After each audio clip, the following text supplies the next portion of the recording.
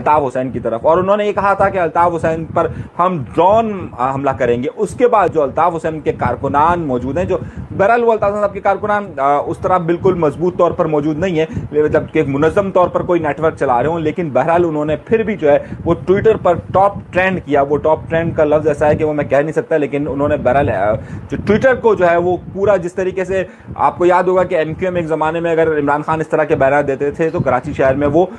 एकदम से एमक्यूएम अपना प्रोटेस्ट करती थी। बिल्कुल उसी ताकत से मैं ये देख रहा हूं कि बिल्कुल उसी ताकत से उन्होंने ट्विटर पर इतनी ताकत से अपनी ताकत का मुजाहिरा किया एमक्यूएम लंदन या अल्ताफ हुसैन के मानने वालों ने, कि